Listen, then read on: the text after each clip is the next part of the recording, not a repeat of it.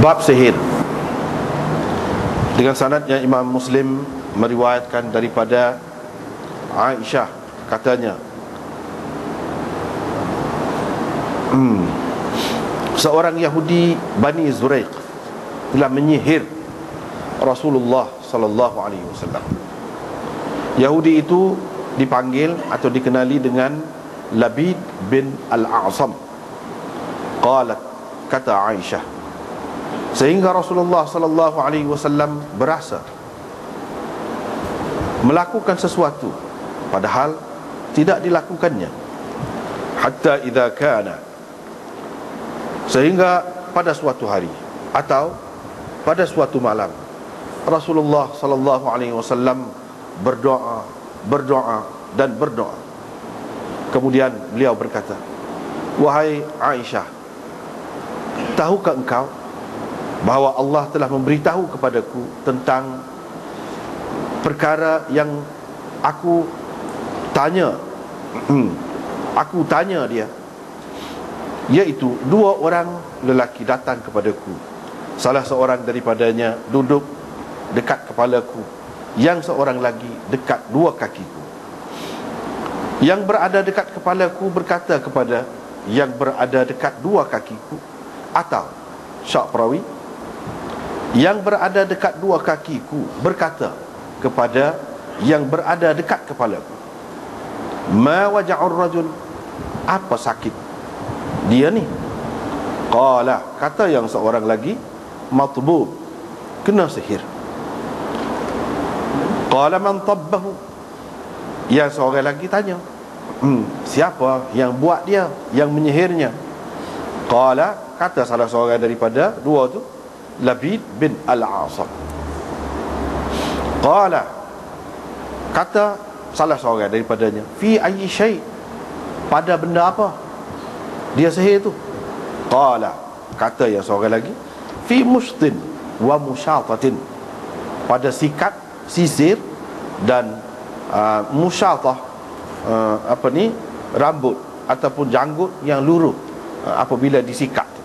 Dia guna benda tu, dia guna rambut dan janggut yang luruh setelah disikat, apabila disikat dia guna itu. Qala, kata dia, wajuf fi tal'atin zakar, dan seludang ataupun upih mayang kurma jantan. Qala fa aina huwa, yang seorang itu tanya, di mana? Qala, yang seorang lagi, antara dua itulah. Tu kata, tu jawab, begitulah. Qala, dia kata, di dalam telaga Dhi Arwan. Qalat, kata Aisyah, ini cerita Aisyah pula, Rasulullah sallallahu alaihi wasallam pun pergi bersama beberapa orang sahabatnya. Kemudian beliau berkata, hai Aisyah, demi Allah, airnya betul-betul macam air perahan daun inai, dan pokok kurmanya itu betul-betul macam kepala syaitan. Qalat, kata Aisyah, faqultu, saya pun kata, wahai Rasulullah, afala ahraqtahu, kenapa tidak engkau bakarnya? Qala, kata Nabi SAW, tidak, tak mahu. Amma ana, sebabnya aku sendiri Allah telah sembuhkan, dan aku tidak mahu menimbulkan kekacauan di kalangan orang ramai. Kerana itu aku telah memerintahkan supaya ditanam saja, benda benda tu yang disihir itu. Dengan sanadnya Imam Muslim meriwayatkan daripada Aisyah lagi, katanya Rasulullah sallallahu alaihi wasallam pernah disihir. Abu Quraib mengemukakan hadis ini dengan kisahnya sama seperti makna hadis Ibnu Numair sebelum ini. Tetapi di dalam riwayat ini dia kata, Rasulullah sallallahu alaihi wasallam pun pergi ke telaga itu. Fa nazara ilaiha, dia pun tengok dalam telaga tu. Di atas telaga tu, dekat telaga tu, ada satu pokok kurma. Wa qalat, dan Aisyah berkata, qultu, saya kata, wahai Rasulullah, keluarkanlah. Walam yaqul, perawinya tidak berkata, afala ahraqtahu, kenapa engkau tidak bakarnya? Dia tak kata begitu. Ada bezalah beberapa lafaz. Dan perawi ini juga tidak menyebutkan fa amartu biha fadufinat, saya perintahkan supaya ditanam. Itu tak ada dalam riwayat ni. Tetapi hak lain-lain itu maknanya sama. Babus sam, bab racun. Dengan sanadnya Imam Muslim meriwayatkan daripada Anas bahawa ada seorang perempuan Yahudi membawa kambing ataupun biri-biri yang beracun kepada Rasulullah sallallahu alaihi wasallam. Rasulullah sallallahu alaihi wasallam sudah makan, yani sedikit daripadanya. Faji abiha, lepas itu dibawakan perempuan Yahudi tadi kepada Rasulullah sallallahu alaihi wasallam. Baginda pun bertanya perempuan itu tentang perbuatannya. Faqalat, kata perempuan itu, saya bermaksud membunuh engkau. Qala, kata Nabi sallallahu alaihi wasallam, ma kana Allah liyusallitak ala dhalik, Allah tidak akan memberi kuasa kepadamu untuk melakukan itu. Qala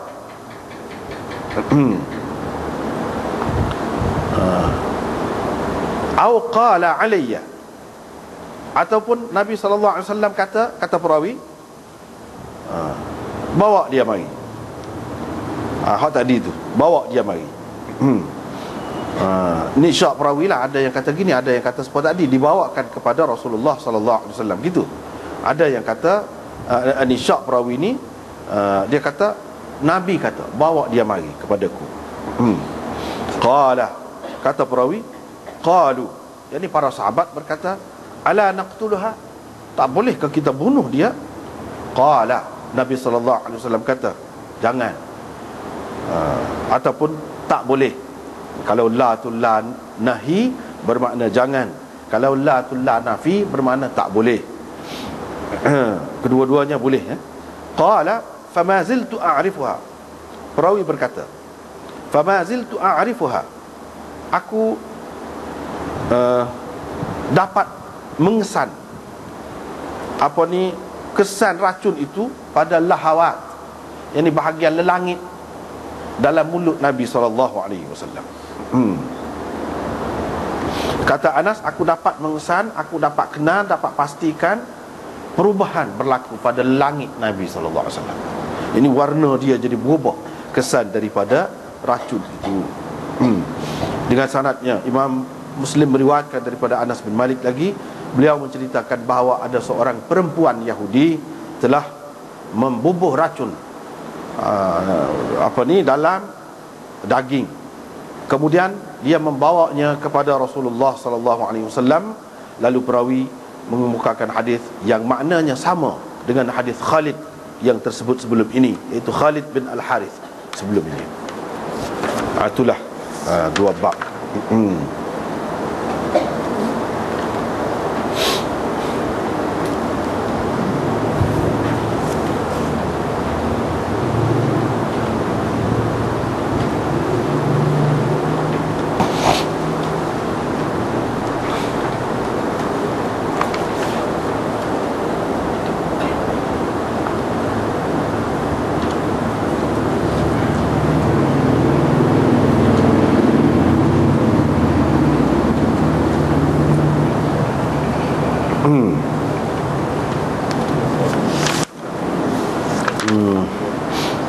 Ini bab sihir. Ini pun berkait dengan penyakit juga, dan berkait dengan rawatan juga. Ada kena-mengena dengan perubatan juga. Sebab itu Imam Muslim mari hadis-hadis ni sini, sebab dia pun semacam penyakit juga. Ada penyakit disebabkan oleh sebab-sebab yang nyata, sebab-sebab yang zahir. Sebab-sebab yang zahir, salah makan kau, keracunan kau, gapo kau, boleh jadi. Ada juga sebab zahir juga, tapi mata kasar tak nampak. Sebab kuman kau, virus kau, apa kau, ada juga. Ada juga yang lebih halus lagi daripada itu. Tengok dengan mikroskop pun tak nampak. Iaitu sihir.